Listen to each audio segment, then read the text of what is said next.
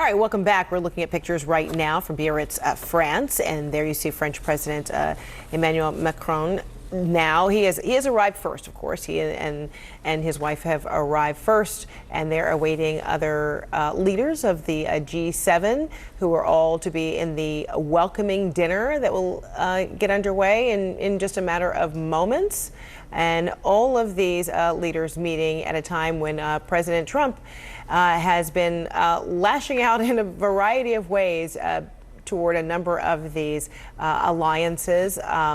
In the midst of this trade war, the president wanted to focus primarily on the U.S. economy, the world economy. But there are other things that these leaders want to talk about, everything from climate change to gender equality to women's empowerment, world security, and also with Macron right there is the EU Council President, Donald Tusk. You heard from him earlier where he frowned on the idea that President Trump is proposing to welcome Russia back in to the fold, bringing it back to G8 status. And it was Donald Tusk earlier who said, well, if we're going to invite Russia, then I guess we might as well invite Ukraine as well, in response to the 2014 Russian military intervention in Ukraine.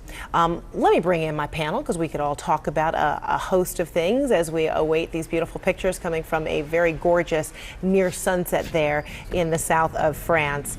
White House correspondent Jim Acosta back with me, CNN national security analyst Samantha Vinograd as well. So Jim, set the table for us, because it would seem that this dinner might be a little tense, but of course these are, consummate diplomats, at least most of them, right? They're all going to put on a good face because they certainly want to advocate for their country and for world interests. But give me an idea how potentially prickly it just might be. I think there's a great potential, Frederica, for things to get prickly at this G7, and we may see some of that at this working dinner this evening.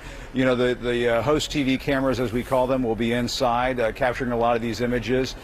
They won't be there, to catch every moment, I suppose, but you may see some of this frostiness that's on display. You just mentioned Donald Tusk, who is the head of the EU, the European Council President.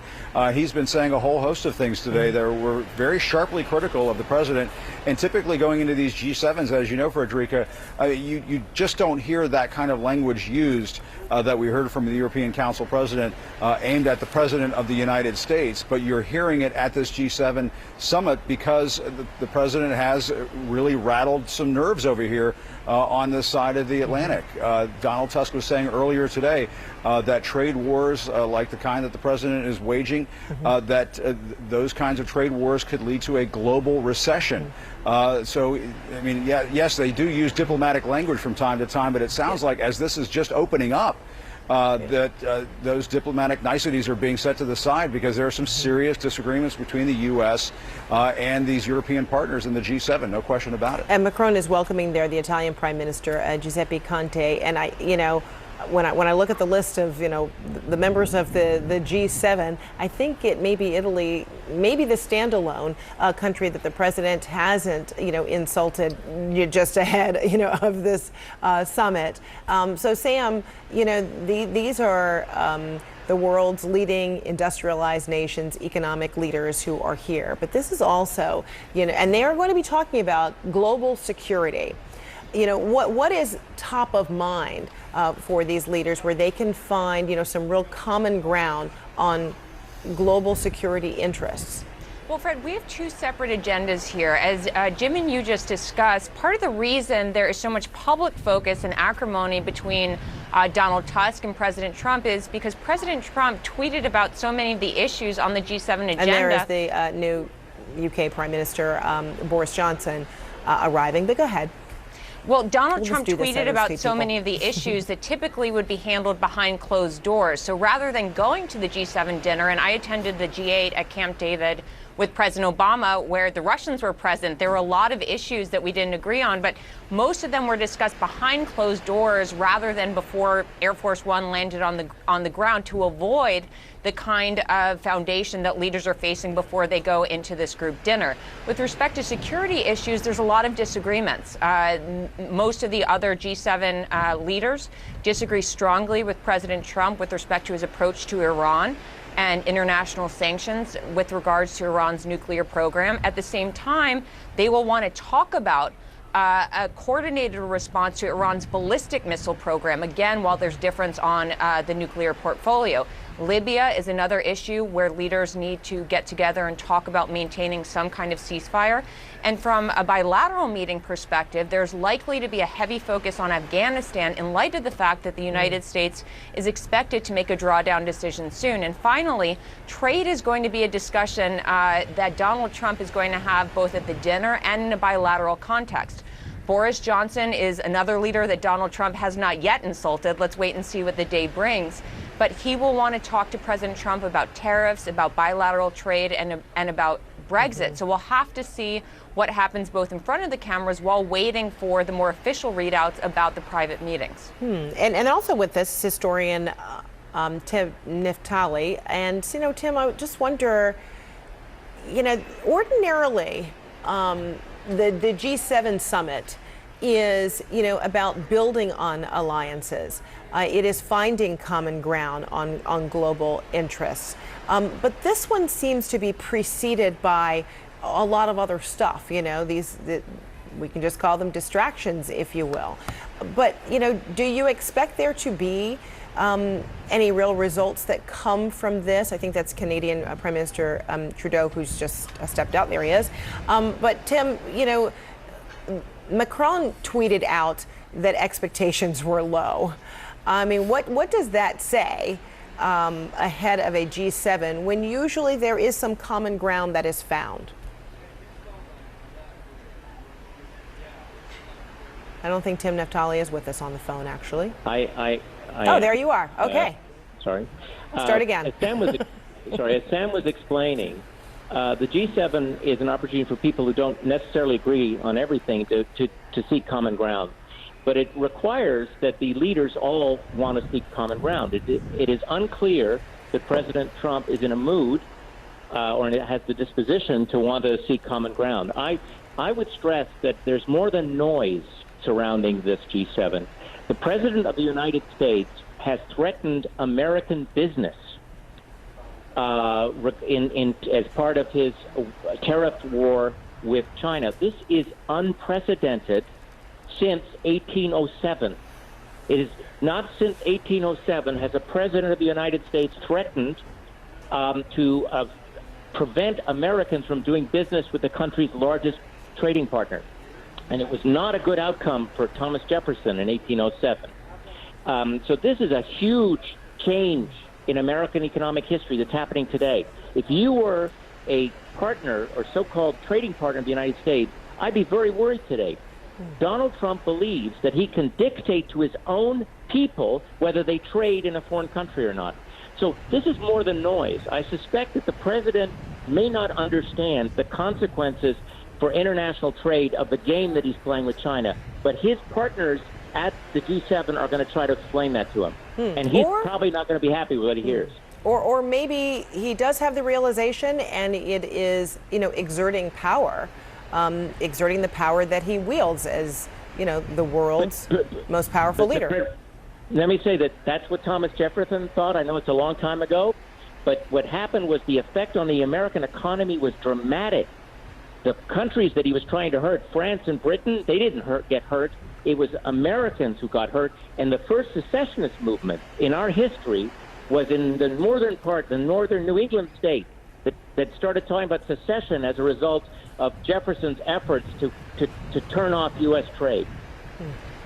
And So, I think okay, go ahead, Sam. I was going to say it's important to remind everyone of why the G8 and now the G7 was created. The reason that the leaders of the world's, at the time, most industrialized and economically successful countries got together was to respond to global crises, whether it be the oil crisis, the global financial crisis, and more.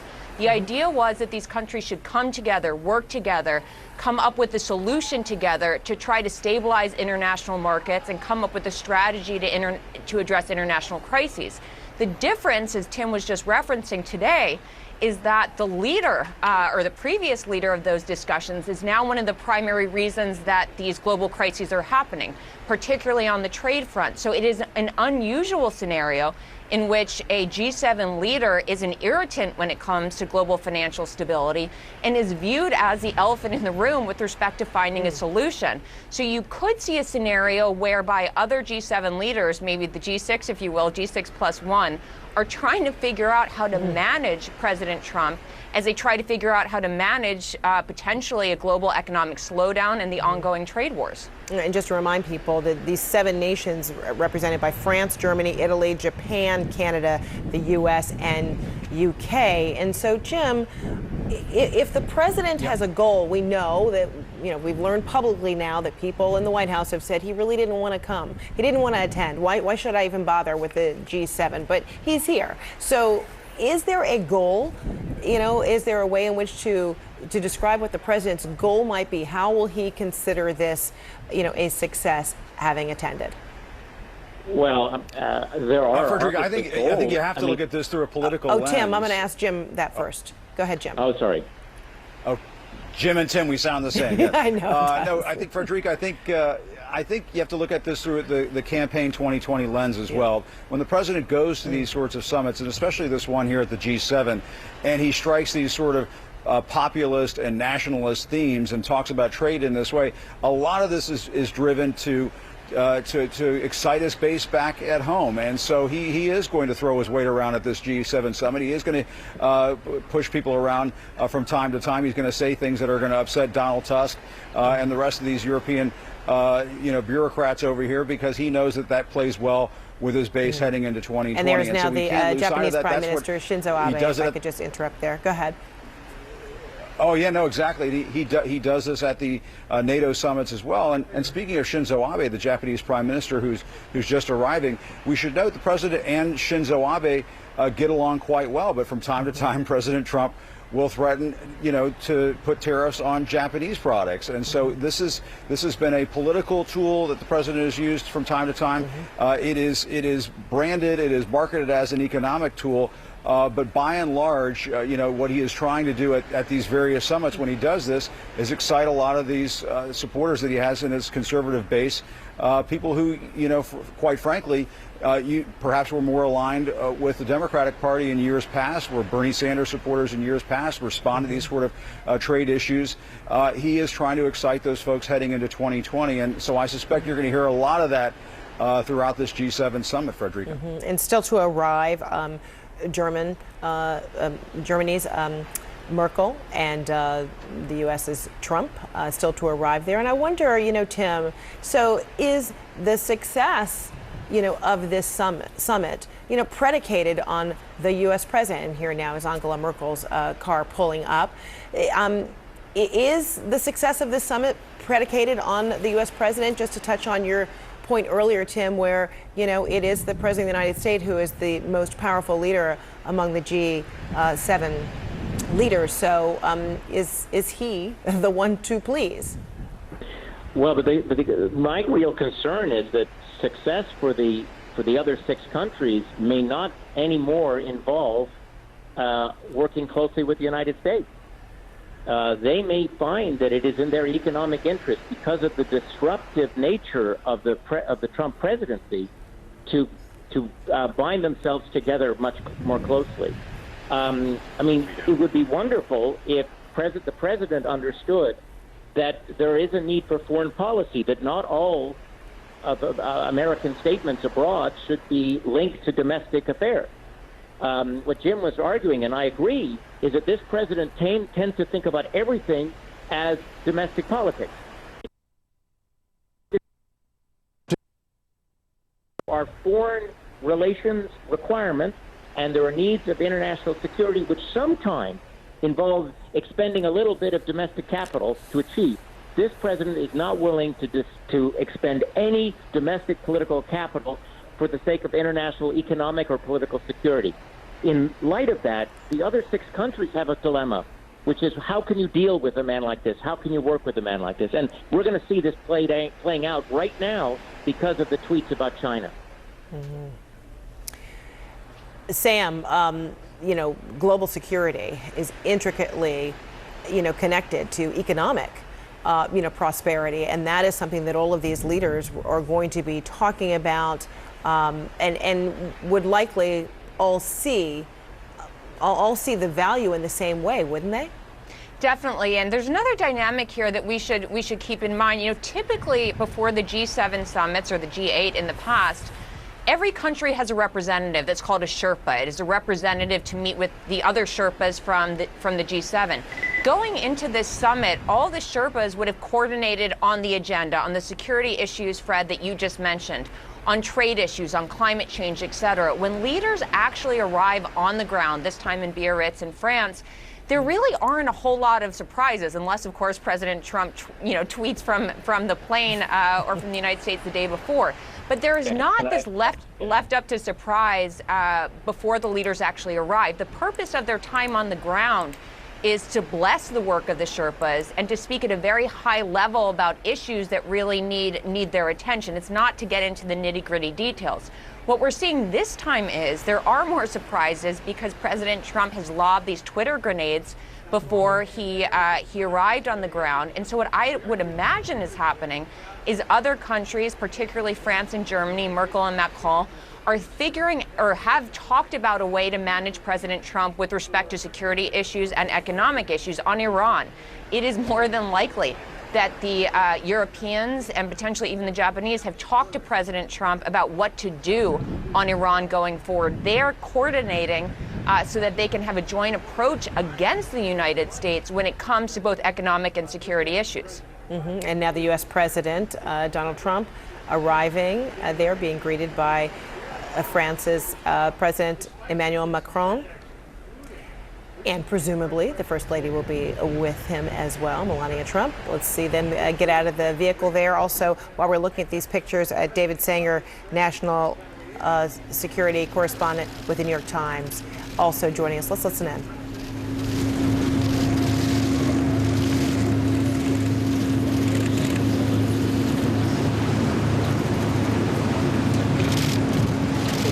David, we've been talking about all of the stuff that has preceded this dinner, which has kind of set the table of what is what seems like maybe a tenuous G7 summit.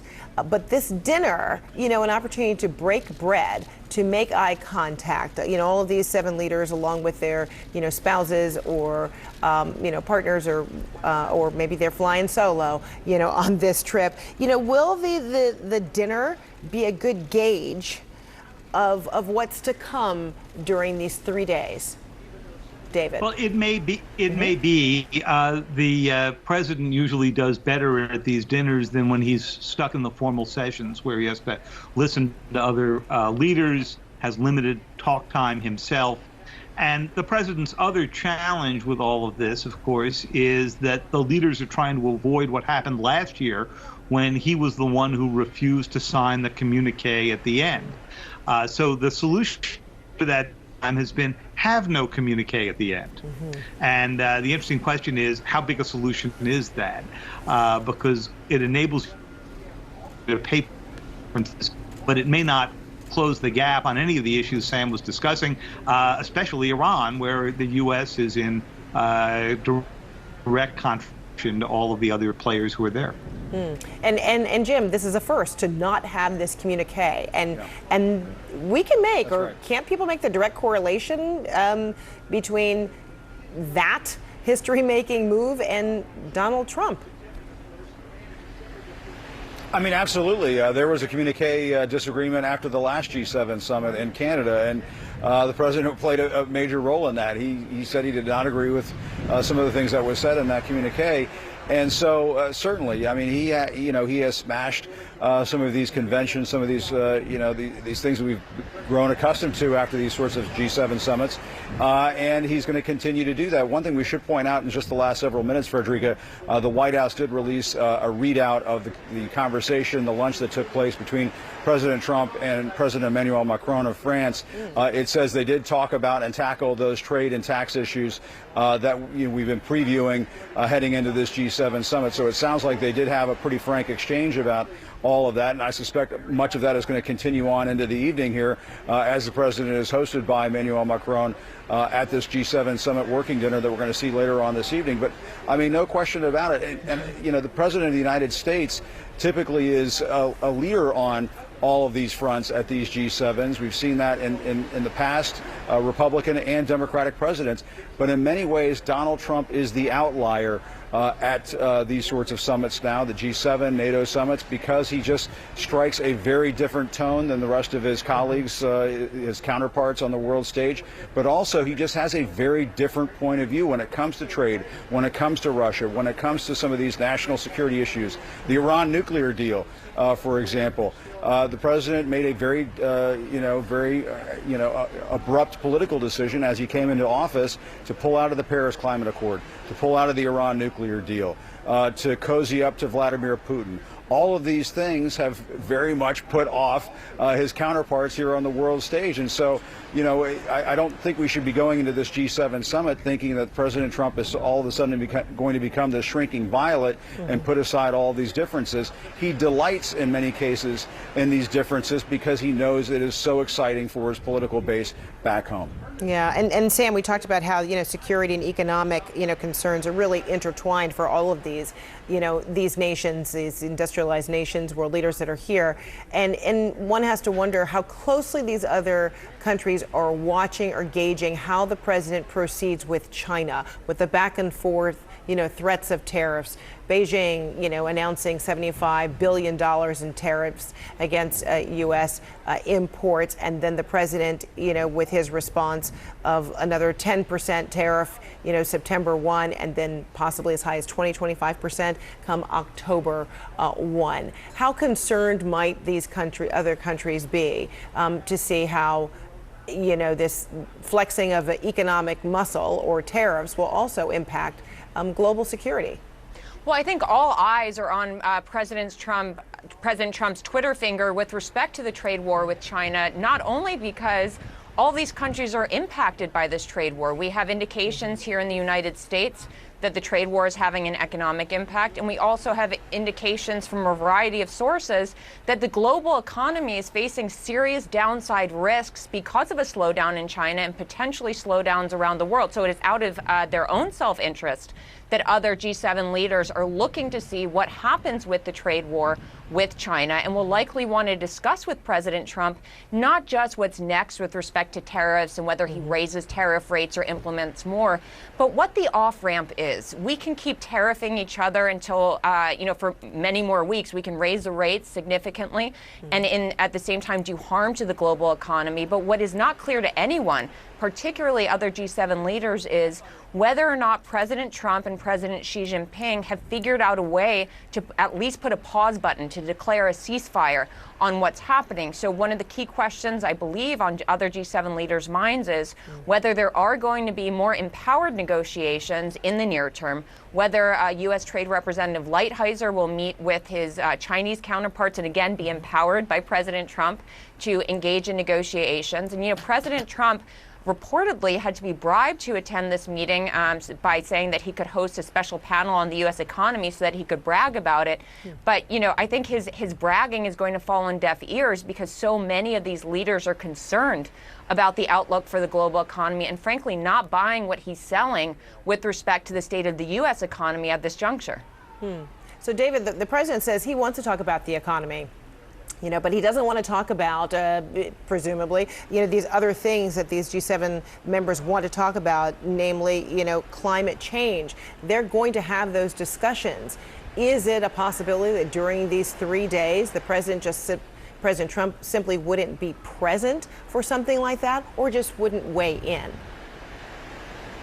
Well, Frederica, because we'll know if his Twitter account the moment where he's supposed to be sitting there listening to all of them, right? But there are three subjects here where we have reason to believe that there's going to be a significant difference of opinion. Sam mentioned one of them is climate change. The Iran deal is going to be a second. It's pretty remarkable that this is the third G7 the president has attended, and they are no closer to a common grounds for dealing with Iran, dealing with the sanctions, than they were at the beginning. And then, of course, the third issue is income inequality, something you've never heard the president give many speeches about, except to say that a rising economy in the United States is helping all workers, but it's something that dominates the agenda, of course, in Europe. So the White House, and Jim, I know you touched on this earlier, did, offer a readout of that meeting with Emmanuel Macron and President Trump, and I just have it, a little bit more a detail now saying that the president did meet with Macron, France thanking him to host the G7 summit, and Trump and Macron did discuss the importance of promoting free and fair trade, reducing trade barriers, taxation and regulation, and ensuring freedom of navigation and commerce as pillars of global economic growth. They also addressed security challenges of mutual concern, particularly the ongoing crisis in Libya, a growing instability in the Sahel region, and tensions in the Persian Gulf. So, Tim, this sounds very wide-ranging, a pretty robust, Tim with a T, a robust conversation now. What do you see in the potential of building on, I guess, these pillars of their discussion over the next 3 days? Well, Macron is a diplomat. Macron is it with a T or a J? Macron is a diplomat. Macron added fair. If you look at the old communiques up to and through the Obama years, you don't see the term fair trade. Fair trade is a gimme to Trump.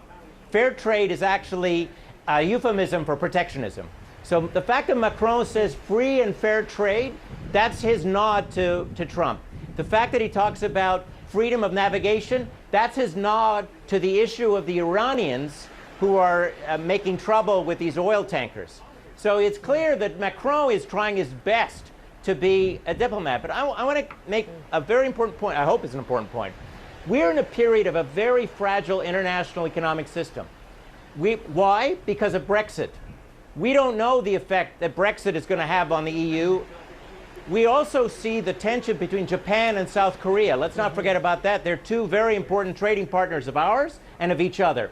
In that kind of environment, the last thing you need is a provocative American president creating yet another source of tension in the international economic order.